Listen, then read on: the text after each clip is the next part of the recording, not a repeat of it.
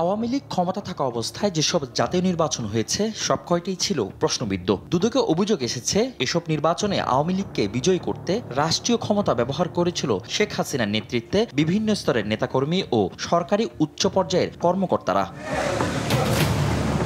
গেল জানুয়ারিতে এই অভিযোগ অনুসন্ধানে নামে দুদক গঠন করা হয় 5 সদস্যের কমিটি। সেই অনুসন্ধান দল এবার 2018 সালের নির্বাচনে যে কটি কেন্দ্রে শতভাগ ভোট পড়েছে তা জানতে চেয়ে নির্বাচন কমিশনে চিঠি দিয়েছে। বিগত যে 3টি নির্বাচন নিয়ে ইতিমধ্যে আমাদের একটি অনুসন্ধান চলমান রয়েছে। সেই অনুসন্ধান সংক্রান্তে অনুসন্ধান দল রেকর্ডপত্র সংগ্রহের জন্য অধিযাচনপত্র প্রেরণ করেছেন এবং অনেক ক্ষেত্রে তারা কিছু কিছু রেকর্ডপত্র পেয়েছেন। আরও যেসব তথ্যাদি প্রয়োজন সেই জন্য তারা কাজ করছেন।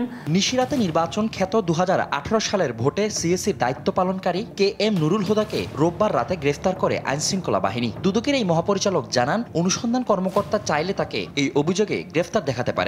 আমাদের যে অনুসন্ধান দল রয়েছেন এইটা তাদের এখতিয়ার, তারা যদি মনে করেন কোনো আসামিকে গ্রেফতার করার প্রয়োজন এই পর্যায়ে সেই উদ্যোগ তারা নেবেন। এদিকে ইসলামিক ব্যাংক থেকে 1000 কোটি টাকার বেশি আত্মসাতের অভিযোগে দুদকের মামলায় ব্যাংকটির সাবেক এমডি মনিরুল মাওলাকে আদালতের মাধ্যমে জেল হেফাজতে পাঠানো হয়েছে।